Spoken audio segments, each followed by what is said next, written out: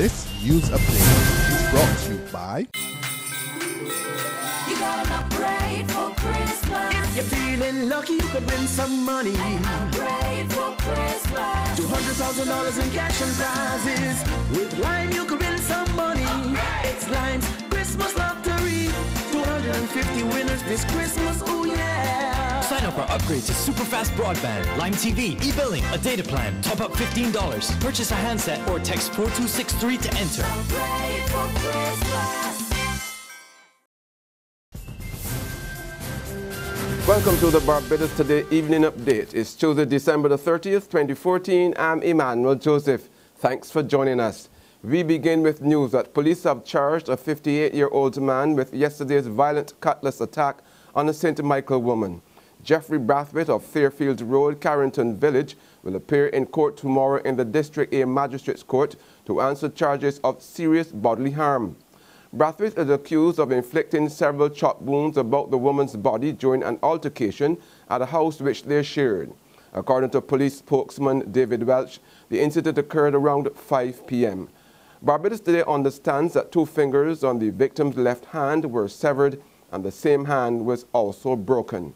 She had to undergo surgery this morning. The National Organization of Women has expressed outrage at this latest attack. President Marlene Rice-Bowen says the situation is at worrying levels and the approach needs to be different. She says it's time that a greater focus is placed on finding help for the perpetrators. Although we are appalled, we are not faint-hearted. We will continue to work in the interest of women and girls, but there is a need for us to maybe just shift our approach a bit and see what can be done to assist our men. Right? We can't do it with talk alone. It has to be done through coordinated action. Earlier this month, mother of 2, Marva Ward, was viciously attacked with a cutlass by the father of her children.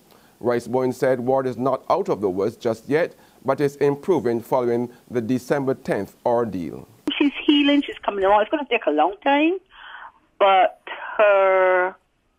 she's getting very good care at the hospital, the doctors and the nurses, and she's also getting her psychological, they're looking after her, the psychiatric visits and stuff. So the mental part, because it's not only the healing, it's not only physical, but it will be the mental as well.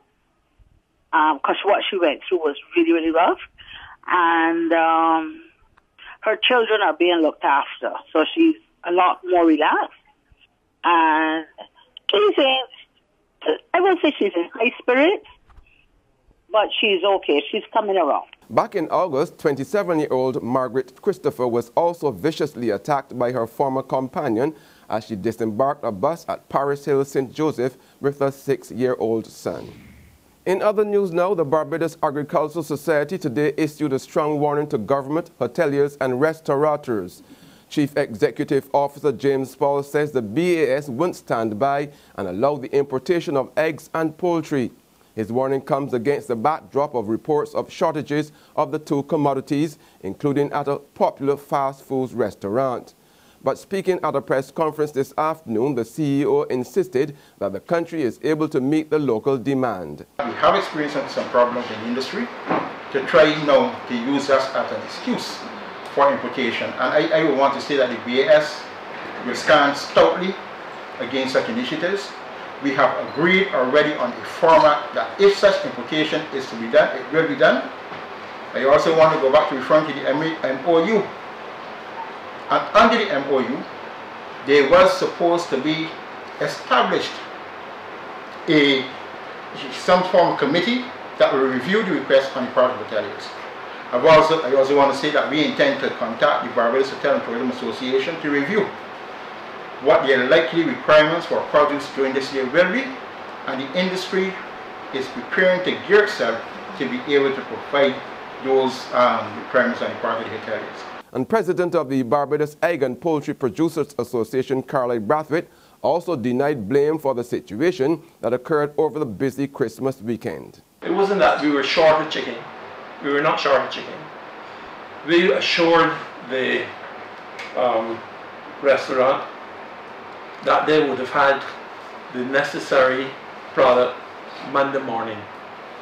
Because to give them before that time would have been to kill them early when they were a bit smaller, and we wanted to get them to the correct size that they wanted for them to put them through the normal barbecue thing. So therefore, to do that would have taken a few more days, and we agreed to give them on Monday morning.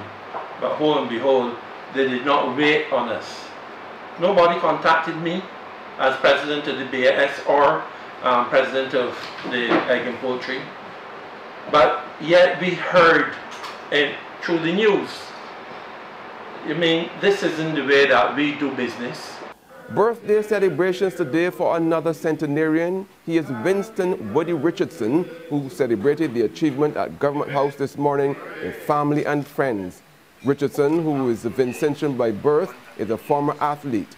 Speaking to the media following his toast with the Governor General, Sir Elliot Belgrave, the agile centenarian said he is feeling in the best of health. I feel like I'm just about 50 years old. Not any older than that. And I'm very pleased to know that so many people are interested, that I could be 100 years and look as I am. When you woke up this morning, what was going through your mind? When I woke up this morning, I wondered if I can find a jacket and a pants that suit, that match. And I had to choose what you see there now. They don't match, but they will do. What advice would you have for young people who want to reach to be 100 and stand erect like you? I don't know. They got to exercise.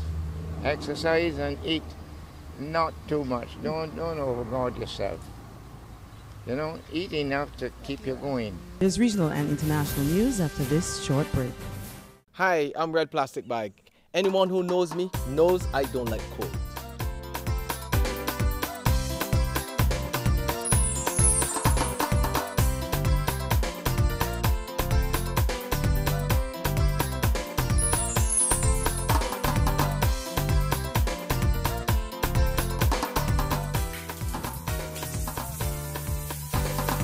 Sunshine reigns in my country. I love it.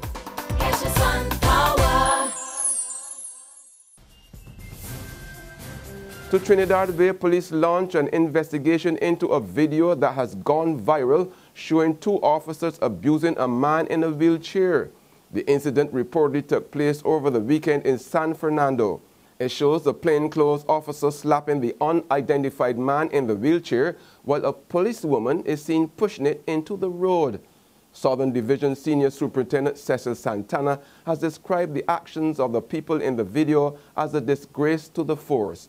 National Security Minister Gary Griffith says the matter is being investigated. And finally, on the global front, 3 bodies have been fished out of the sea off the coast of Indonesia. According to reports, the bodies of 2 women and 1 man were discovered among the debris from Sunday's ill-fated flight of Air Asia Flight 8501. These grainy objects floating on the Java Sea are almost certainly bits of the missing Air Asia flight that disappeared on Sunday morning. The most compelling evidence is what we can't show you: bodies of passengers floating nearby. This Indonesian helicopter crew has recovered at least one of them. The official announcement confirmed what many had feared, but also knew was all but inevitable. We pray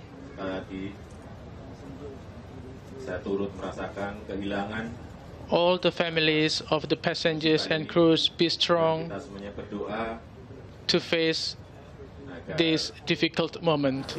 And on that note, we come to the end of our Barbados Today evening update. We will be back again tomorrow morning. But until then, remember to log on to www.barbadostoday.bb, subscribe to our e-paper and email updates, or like us on Facebook. You can also catch us on Izumi Media in bus terminals or Screenplay supermarkets and gas stations near you. Also tune in to Channel 101 on Lime TV to get all the latest news and sports. I'm Emmanuel Joseph. Have a wonderful evening. This news update is brought to you by I run from me to me. For me? Yes.